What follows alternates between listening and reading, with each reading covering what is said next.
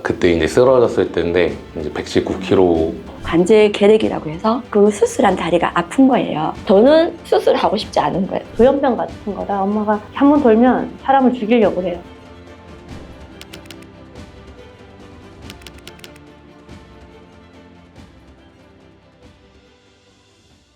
안녕하십니까. 안녕하십니까.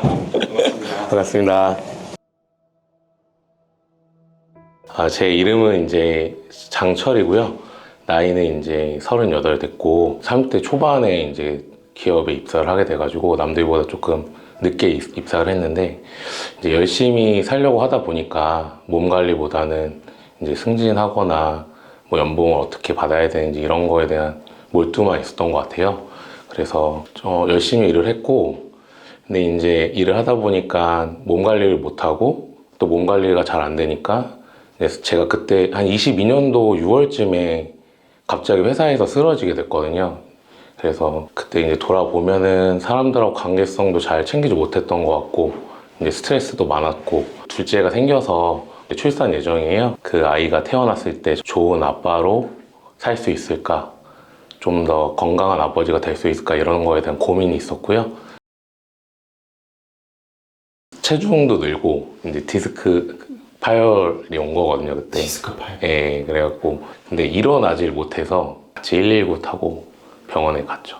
그때 자녀가 제 아들이 있는데 그때 출생한 상태였거든요. 그래서 너무 이렇게 좀 미안하고 이게 너무 두렵고 이런 마음이 좀 있었어요. 다행히 이제 재활을 해서 그런 부분들은 이제 해결이 됐는데 이제 그 회사 생활하면서 체중 조절하는 게 쉽지가 않더라고요. 체중 문제가 좀 해결이 되어야지 허리에도 더 좋고 앞으로 이제 출산하는 그 자녀를 돌보는데도 또 아내한테도 힘이 될 것 같아서. 다리 마비 증상이 얼마나 꽤 지속되셨나요? 그때 다행히 시술을 해서 바로 잡을 수 있었는데 그때 한 보름 정도? 예, 그랬죠. 최고 몸무게가 혹시 언제 어떻게? 그때 이제 쓰러졌을 때인데 이제 119kg. 그때가? 예, 그때가 이제 그 쓰러지는 해에 제가 그 검진했었거든요. 근데 그때 아마 119kg였던 것 같아요. 예. 체중이 지금 현재 예. 혹시 몇 킬로그램? 지금 오늘 아침 쟀을 때는 111kg였어요. 그러면은 100일간 이루고 싶은 목표. 이제 어쨌든 두 자릿수 몸무게로 좀 들어가서 이 100일 동안 좀 탄력을 받아서 그 목표를 이루고 이제 그 이후로 좀 더 정상 체중으로 가면 좋겠다, 그런 마음이 있습니다. 어떤 방법으로 좀 하실 생각이세요? 이제 운동하고 식단 조절하는데 올해 들어서는 좀 제가 좀 따르려고 노력을 하고 있거든요. 그래서 평소에 조금 뭐 운동을 뛰거나 이러면 좀 무릎에 부하가 걸려서 아직 몸무게가 많이 나가니까 걷는 걸 좀 많이 하려고 하거든요. 그래서 그런 운동을 통해서 조금 조절하려고 합니다. 제일 어려운 게 뭐예요? 제가 이제 회사 생활 시작하면서 이제 약간 좀 몸에 안 좋은 걸 좀 많이 끊어냈어요. 뭐 담배라든지 이런 거 다 이제 끊어냈거든요. 근데 그 중독된 거를 사실 먹는 걸로 좀 대체하긴 했었어요, 그때. 그때부터 시작이 됐던 것 같아요, 사실. 이걸 개선하려고 하는 거는 사실은 궁극적으로 몸무게 빼는 것도 있고 자녀와 아내를 위한 것도 있지만 제일 중요한 거는 제가 안 좋은 것에 중독된 것을 해결하고 싶은 마음이 있습니다. 예. 사실 뭐 작년에도 이제 논문 쓰다 보니까 아내한테 많이 육아를 맡기긴 했거든요. 그래서 사실 미안한 마음이 굉장히 크죠. 예, 그런 마음이 있죠. 혹시 인생의 최종 목표가 어떻게 되시는지? 사실 지금 저는 사실 행복하거든요, 굉장히. 근데 이렇게 행복한 것들을 남들한테 또 나눠주는 사람이 되고 싶어요. 근데 그런 것들에 있어서 이제 제 신체적인 부분에 있어서 변화가 있다고 하면 조금 더 영향력이 있고 사람들한테 좋은 것들을 미치지 않을까, 이런 마음이 있습니다. 조금 제가 지금 제가 이제 개선하고자 하는 부분이 있잖아요. 이게 사실 조금 두려운 마음이 엄청 커서 도전을 하는 게 있거든요. 그러니까 사실 그냥 죽을 수도 있겠다는 생각도 좀 했어요, 사실. 예. 그 체중이 많이 나가서, 왜냐면 컨디션이 안 좋고 막 이러니까 이게 또 이제 곧 있으면 이제 또 마흔이 가고 이러니까, 많이 되고 이러니까 컨디션이 사실 조금 올해 좀 많이 안 좋거든요. 두려운 마음이 약간 있었던 것 같아요. 왜냐면 저는 건강에 대해서 별로 이렇게 신경 쓰는 사람이 아니거든요. 진짜로. 왜냐면은 원래 튼튼하기도 했고요. 몸이 지금은 이제 조금 많이 나가지만 제가 어쨌든 장교로 복무했으니까 다 테스트나 이런 거 통과했을 거 아니에요. 이렇게 막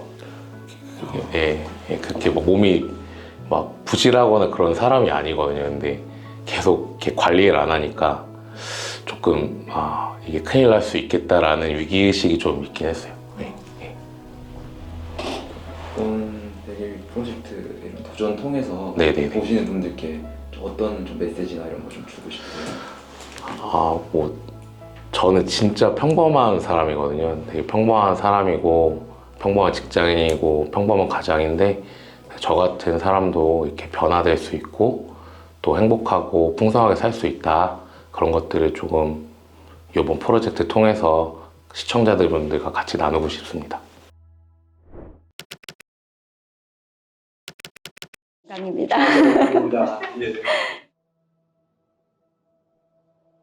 반갑습니다. 저는 경주에서 왔고요. 두 번째 20살을 맞이하게 된 이주미라고 합니다. 오히려 이제 하와이 대주택님의 영상을 알게 됐어요. 그런데 그때 이제 그 욕망이라는 말씀을 하셨는데, 제가 늘 가슴 속에서 그게 뭔가 해소가 안 되는 거예요. 다시 조금 묻어두었던 제가 이루어야 될, 우리 아이들에게 보여줘야 될 엄마의 어떤 그런 모습, 우리 아이들에게 꿈은 이루어지고 나이는 중요하지 않다, 이뤄나가는 것을 우리 아이들에게 보여주고 힘을 주고 싶었습니다. 60년을 살아오다 보니까 제가 생각을 해보니까 인생의 55세까지는 저의 전반전이 되고 5년은 저의 하프타임이고, 그리고 60부터가 저의 인생 후반전이라는 생각을 했어요. 그런데 인생 전반전을 제가 되돌아보면, 그러니까 부정적인 단어밖에 생각이 안 나는 게, 제가 8살 때 우연히 남이 봤을 때 다리를 저는 거예요. 그래서 병원에 가서 이제 검사를 받았는데 관절 결핵이라고 해서 수술을 하게 됐습니다. 그렇게 해서 수술을 했는데 이게 시간이 가고 나니까 그 수술한 다리가 아픈 거예요. 예전에 수술해 주셨던 그 선생님 계시는 병원을 찾아갔어요. 그래서 선생님께서 인공뼈를 해야 된다고 말씀을 하셨고요. 그렇게 해서 이제 다시 고관절 수술은 시작이 됐었고요. 그렇게 해서 한 10년 정도 지나니까 또 아프게 돼서 수술을 하게 됐었고요. 처음 이제 휠체어에 앉아서 제 손으로 양치를 하는데 그게 그렇게 감사할 수 없었어요. 우리가 당연하다고 생각하는 건데 저는 그게 당연하지 않다라는 걸 그때 처음 느꼈어요. 그리고 한 10년이 또 지나니까 또 수술을 한 다리가 또 아프게 되어서 대학병원을 갔는데 거기에서는 인공관절 수술을 받게 되었습니다. 시간이 흐르고 벌써 지금 13년이 지난 것 같습니다.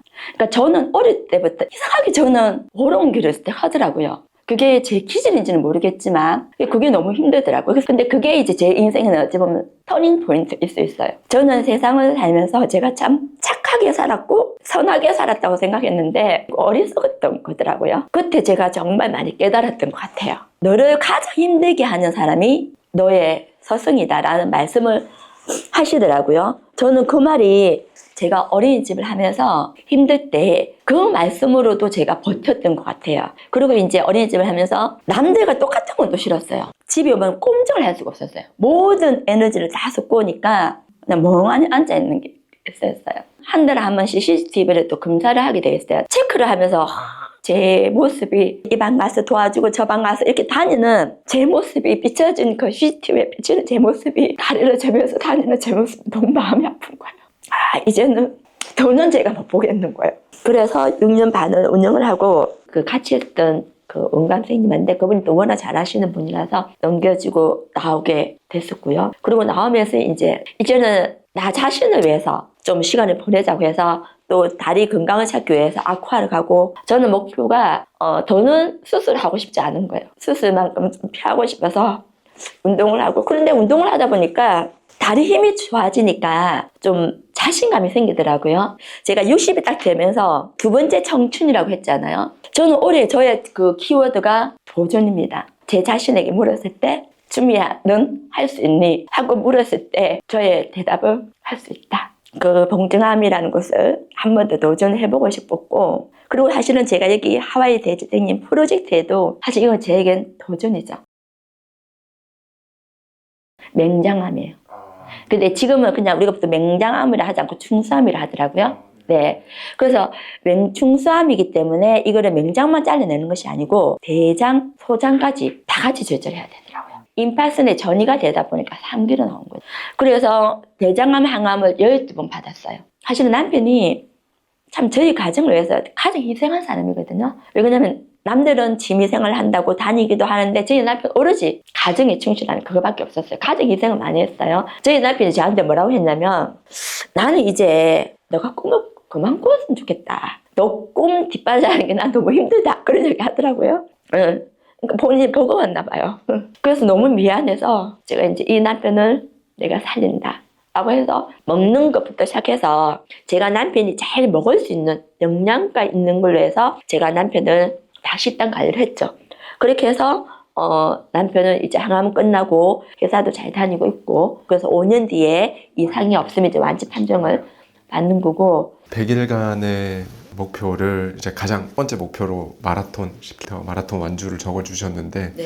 어떻게 보면 관절이 안 좋으신 상태에서 이걸 도전한다는 것 자체가 대단하신 건데 걱정은 됩니다. 그죠? 네, 그래서 제가 그 물리치료를 받는 선생님께 여쭤봤어요. 선생님, 제가 이렇게 마라톤 대회로 나가려고 하는데 선생님 생각은 어떠세요? 그랬더니 나가도 됩니다. 충분히 할 수 있습니다라고, 충분히 할 수 있다고 저는 생각을 합니다. 그러면 이 마라톤이랑 봉정암 가는 게 어떤 의미이신 거예요? 그래서 이번에는 제가 남편하고 같이 그 절에 가서 지금까지 그 열심히 살아온 남편은 남편 자신을 위해서, 저는 저 자신을 위해서 부처님께 기도를 하고 싶은 거죠.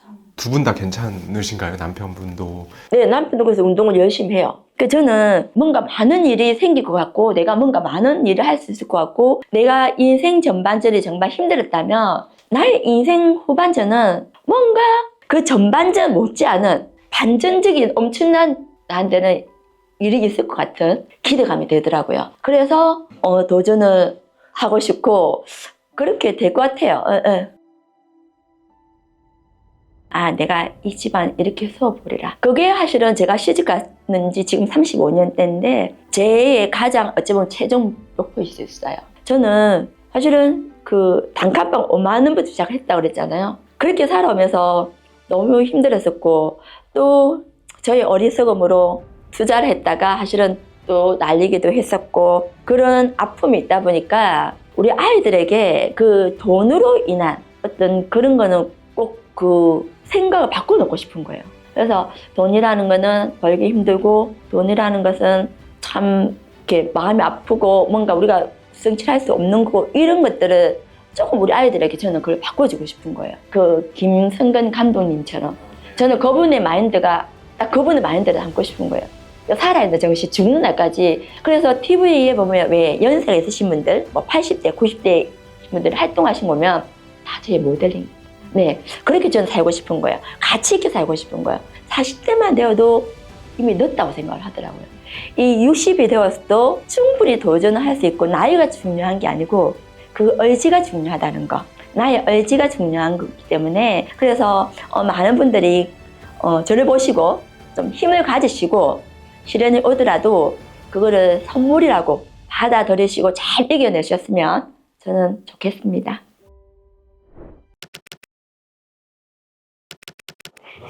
맞습니다. 안녕하세요. 저는 김주하이고요. 나이는 38살입니다. 경기도 안양에서 왔습니다. 제가 원래 경북 봉화 사람이에요. 봉화 사람인데 제가 어려서 부모님이 이제 아버님이 앞을 못 보시고 어머니는 지체장애고 그러신 분에서 제가 어릴 때부터 조금 생각이 남달랐어요. 너무 또 잘하는 게 달리기가 제일 잘하는 거니까 이걸 가지고 내가 살아야겠다 하면서 이렇게 늘 마라톤을 하고 그러다 체육고등학교도 가고, 거의 이제 시골이다 보니까 학교가 멀리 있는 거죠. 그래서 이제 여관살이를 하고, 그러니까 중학교 때부터 거의 집을 있는 적이 없고 방학도 없이는 고단하게 살았어요. 17살 때 1등을 했는데도 대회를 안 보내주는 거예요. 그래서 내가 왜 못 가나 했는데 부모님들이 감독님한테 이제 뒷돈을 주지 않은 그런 것들이 제일 많았죠. 도망을 나가는 친구들은 혼나진 않는데 저는 1kg가 쪘다고 맨날 이렇게 엎드려 뻗쳐가지고 이런 몽둥이 같은 거 늘 엉덩이를 맞아야 됐어요. 와, 그때는 그때는 아이들이 시골에서는 무조건 왕따였어요. 그리고 제가 너무 체구도 작고 그때는 이게 너무 못생겨 보였죠. 제가 어릴 때는 머리도 완전히 커트머리에다가 얼굴도 더 까맣고 또 자신감도 없고 옷도 맨날 그냥 학교에서 주는 옷만 체육복만 입고 운동화도 프로스펙스에서 나오는 그 2,000원짜리 초록색 칼 밑에 깔창 깔린 옛날 운동화가 있어요. 그것만 신고 다녔었거든요. 부모님이 뭐 저를 지원을 해주는 것도 아니고 전혀 모르시고 그 고등학교도 제가 장학금을 받아서 그 돈 가지고 달달이 살고 있었던 때라 친구들이 보기엔 제가 너무 이상했겠죠. 그리고 저희 아버지가 앞을 못 보는데 연탄 배달을 하셨어요. 원래 좀 불편하셨어요? 네, 맞아요. 아버지는 원래 선천적으로 그 열병 때문에 3살, 1살인가 2살 때 고모 말로는 이제 해열제 못 먹으면 아이들이 기 아니면 눈을 잃잖아요. 그래서 그렇게 되셨다고 하더라고요. 저희 아버지가 눈 안 보이는 거 말고는 못하는 게 세상에 없는 거죠. 저는 저희 아버지 거짓말 한다고 생각을 했어요. 근데 정말 눈이 하얘요. 눈동자가 없고. 근데 집에 모든 걸 다 고치고 음식도 하시고 저희 엄마도 지체 장애이긴 한데 거의 지금 봐선 거의 조현병 같은 거라 엄마가 한 번 돌면 사람을 죽이려고 해요. 어릴 때 기억은 항상 엄마한테 맞는 게 전부였어요.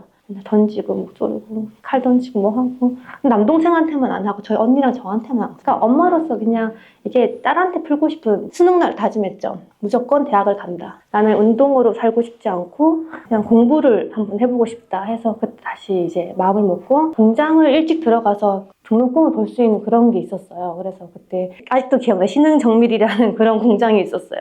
친구들이랑 같이 가가지고 3달 동안 이제 등록금을 벌어와서 또 학교를 가게 됐고 학교를 이제 체육학과를 갔다가 또 늘 그 중간중간 모든 것들이 다 쉼이 없었어요. 이 공부하면 공부를 2년제를 처음에 먼저 갔는데 2년제는 거의 고등학교랑 스케줄이 거의 비슷해요. 새벽 3시까지 호프집에서 알바를 해요. 3시간 자고 7시에 일어나서 8시까지 학교를 가요. 그럼 또 6시까지 공부를 해요. 그게 저희 하루의 루틴이었어요. 그러다가 이제 공부 다시 해야 되겠다 해서 4년제를 편입을 했죠.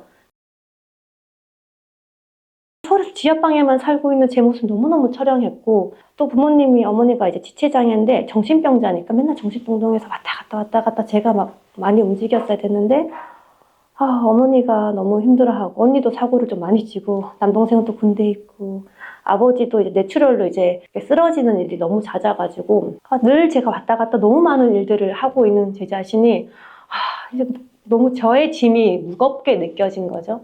도대체 나는 뭐 때문에 살아야 되나? 그래서 딱 29살 때 나는 어떻게 살지 하다가 큰 결정이라기보다는 결혼이라는 결정을 좀 빨리 했던 것 같아요. 저는 저희 집을 이해해 줄 사람이 세상에 없다 생각했어요. 그렇지 않은 신랑을 만나서 저희 집에 데려갔는데 너무너무 편안하게 살고 고정관념 자체가 없는 사람을 만나서 감사했죠. 그래서 또 그게 저한테는 큰 이벤트였어요. 그 이후로 이제 안양에 가서 또 살게 되고 이제 그 신랑을 만나서 필라테스를 배우게 됐고 자격증을 신랑이 도와줘서 땄고 따자마자 또 아이가 생겨서 아이를 생겼지만 아이를 놓고 또 바로 일을 시작했어요. 또 그 사이에 제가 디스크가 2번을 터지더라고요. 그러니까 이게 그만하라는 신호라는 거 제가 그때는 좀 몰랐어요. 계속 너무 뭐라고 해야 되죠? 인생에서 쉬지 않고 잠도 안 자고 너무 늘 이렇게 긴장된 상태에서 살았어가지고 많이 뛰어서 그런 거보다 내가 너무 삶에 긴장을 했다는 거를 좀 늦게 한 것 같아요. 2번 터지고 나서 최근에 알았어요. 그것도. 그래서 마인드를 너무 바꾸고 싶었다는 생각이 노력은 했지만 그 노력에 대한 대가가 안 오니까 원망이 되고 이 원망들이 저뿐만 아니라 저를 붙어있는 모든 사람들한테 다 이렇게 되더라고요. 가장 최근까지 하셨던 게 이제 필라테스 강사를 하셨고 4년간의 사업으로 폐업 단계를 밟고 계신 건가요? 다 폐업을 하신 건가요? 했죠. 지난주에 다 폐업하고 폐업한 데가 많으니까 필라테스 기구를 아무도 안 사가더라고요. 근데 그것들을 다 부셔서 가지고 나가시는데 마음이 너무너무 무너지고 정말 제가 참 많이 정성을 다 쏟아서 만들어낸 곳인데 이렇게 될 거라 생각은 못했는데 네. 빚은 뭐 대략 어느 정도? 한 8천 정도. 8천. 제가 지금까지 살면서 한 50가지 일을 했더라고요. 제가 다닌 공장만 해도 한 20곳은 넘을 거고요. 핸드폰이 발전하는 과정을 다 봤어요. 뭐 커피 알바, 피자 알바, 전단지 알바, 노동 현장도 많이, 노동 현장도 가봤죠. 그렇게 돌을 옮기고 땅 파진 곳에서 그런 쪽에서 또 해보기도 하고, 또 뭐 물류센터도 가보고, 네. 뭐 서울 와서는 그래도 좀 서서 정장 입고 이렇게 사람들한테 인사하는 일을 많이 하고, 또 육상 코치도 하고, 또 아이들 가르치는 일도 해보고, 또 노인 가르치는 일도 해보고, 말도 안 되는 일들을 정말 많이 했어요. 네. 뭐 도로에 있는 깨진 돌까지 옮기는 일까지 뭐 다 하나하나 세보니까 정말 많은 일들을 했고, 많은 경험을 했고, 근데 그런 것들을 뭐 다 이렇게 살아야 돼. 그런 게 아니라 좀 위로해주고, 보다듬어주고, 그렇게 해도 괜찮다라는 거를 좀 같이 나누고 싶고, 또 그렇게 해서 같이 이렇게 일어날 수 있는 그런 시너지를 한번 줘보고 싶어요. 또 제가 근데 이걸 딱 하고 제가 이걸 지원하게 된 사실 계기도 내 인생에 100일만 나는 그게 나한테는 허락되지 않나? 나는 초등학교 때부터 나는 방학이 없었고 나는 왜 방학이 없지? 네, 그게 네, 너무너무 속상했어요. 신랑한테도 내가 1년의 시간을 주고 살 수 있게 해줬는데 저한테는 그럴 수가 없는 거죠. 누가 그런 게 아니라 제가 저한테 그런 거예요. 제가 저한테. 저는 그럴 수 없는 사람이라고 늘 하고 살았더라고요. 오히려 그걸 영상 보면서 제가 더 느꼈어요. 아, 내가 나한테 허락하지 않아서 내가 이렇게 살고 있는 거구나. 제가 저한테 허락을 했거든요. 그럼 3개월이면 얼마 필요할까? 제가 저한테 질문했어요. 나 1,000만 원 있으면 살 수 있을 것 같다. 그래서 센터 정리하고 어떻게 하다가 1,000만 원이 딱 남더라고요. 정말 1,000만 원만 딱 남았어요. 너무 기적 같아요. 진짜 기적 같았어요. 환불 다 하고 뭐 이렇게 다 했는데 딱 3달 살 거가 딱 나오는 거예요. 그래서 오히려 감사되더라고요. 아, 나 살 수 있겠다. 근데 제가 허리를 2번 수술을 해서 하반신 마비가 왔었어요. 필라테스를 계속 더 했던 이유가 걷지를 못했어요. 제가 발을 이렇게 들지도 못 들었어요. 그래서 이렇게 절뚝절뚝 걸어 다녔던 게 한 1년이 넘고 완전히 터져가지고. 마라톤 풀코스 완주라는 건 주한님께 무슨 의미가 있나요? 두려움에서 벗어날 것 같아요. 불안. 사실 풀코스를 뛴다는 것 자체가 굉장히 두렵고 불안하거든요. 내가 다치고 포기하고 싶을 거고 고통도 있을 거고 안 뛰어보신 분들은 모르겠지 엄청 고통스러워.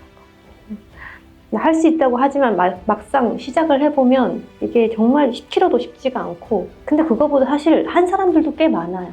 안 한 사람보다 가보면 저런 사람도 뛴다고? 쟤도 뛰었다고?